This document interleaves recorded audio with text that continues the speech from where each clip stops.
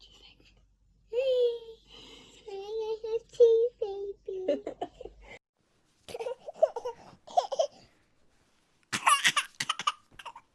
Hi everybody, so in today's video I wanted to do a 16-week update for my pregnancy, just to kind of talk about symptoms, my 16-week appointment that I went to, and also just kind of how I've been feeling in general in terms of being pregnant mid-pandemic and kind of how that is going.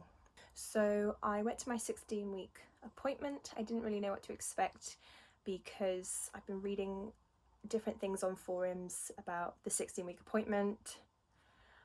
Some women haven't even been seeing a midwife face to face, they've been having to do it over the telephone. So mine was face to face. This is the second time I've seen a midwife face to face. It was somebody different. But yes, I did go and we tested my urine, which was fine.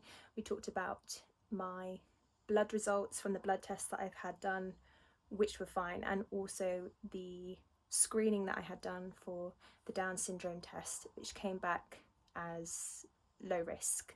So that was all fine. During week 15, I'd been having spotting again, very lightly.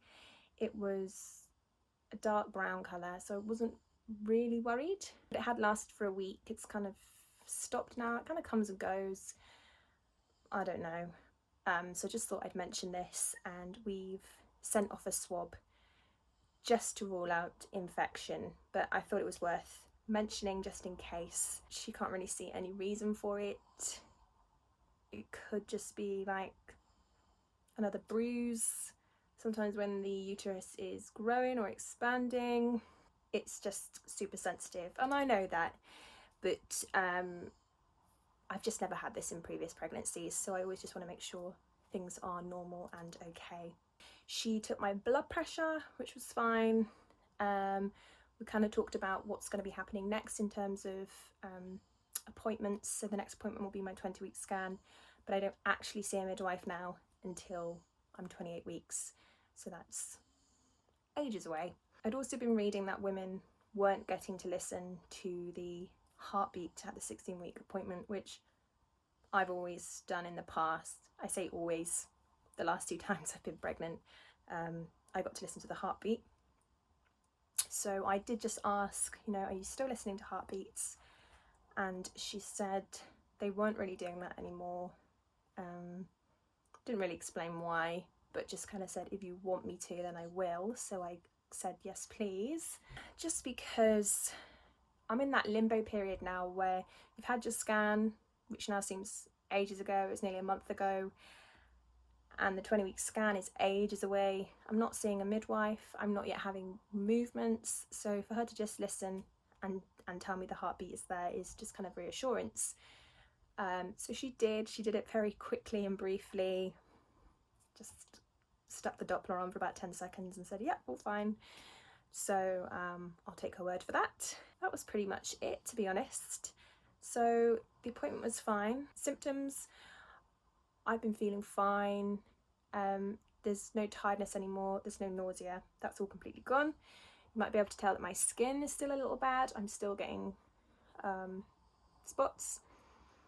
So just trying not to put anything on it to kind of irritate it. And I've got this weird red patch here, which I don't know what it is, seems to be eczema or something, which just isn't going. So I think my skin is just a little bit sensitive at the moment, but as I said, I'm not putting anything on it. So other things, I've had the spotting. Week 15, I had continuous headache for about a week, and the only time I didn't have the headache was when I went to bed at night and I was sleeping. Otherwise I just had this continual headache, so I was just trying to drink as much fluid as possible, take paracetamol, get fresh air, but nothing was really shifting it. And I just kind of read that it was to do with hormonal changes, so it did stop. It stopped now. I'm not getting any headaches, which is a relief. But yeah, that's all I've really had. Movements, I don't think I'm feeling anything yet. A couple of nights ago I thought I felt some flutters perhaps, but it's still really early, so whether I did or not doesn't really matter. you know, it could be a few more weeks before anything stronger yet occurs. So I will just keep notice of that. I'm sure I'm occasionally feeling some kind of popping sensation, but it can be hard to tell sometimes. Sometimes it's just like a muscle spasm or something. So yeah, not reading too much into that. I did just want to do a little discussion about pregnancy during a pandemic overall, and kind of what that's like and how it feels. I've been feeling pretty low this week. When we kind of planned this pregnancy, my husband was on furlough, so he was still getting an income. I don't know if I had an unrealistic vision of how we were going to come out the other side of COVID. But anyway, my husband unfortunately cannot return to work. I'm not going to go into the details of that, but he is now currently without a job. So that's kind of taking my focus a lot, trying to keep calm and positive and know that by baby's due date next year in April, that things will have fallen into place, and we will be in a different place, hopefully a much better place. But right now I'm just trying to think about next month and how we will kind of pay rent and things like that. And then it kind of makes you feel guilty for having 2 children and being pregnant, and then also being in this position and kind of thinking, was it a little bit irresponsible to get pregnant during a pandemic, knowing that, you know, this kind of thing could happen at any time, and we now don't have a second income. So that's playing on my mind, and I've kind of got a lot of knots in my stomach. It's kind of taking away from the focus of being anxious about pregnancy. I'm now anxious about this, and I'm sure there's a lot of women in the same boat who are going through a similar situation and kind of wondering how we're going to come out the other side. And it's also just generally very strange to be pregnant during a pandemic because the care is different. You kind of feel, I don't know if you feel this as well, if you're going through this, but kind of more on your own, and I don't know, just feel disconnected from the care and the midwifery team. And you know, with all the different rules of there's kind of less checks and reassurance scans for women, and the fact that men can't go to scans, you know, you're already kind of on your own, and then you don't have that extra support system with you. It's really hard, and you can feel quite alone.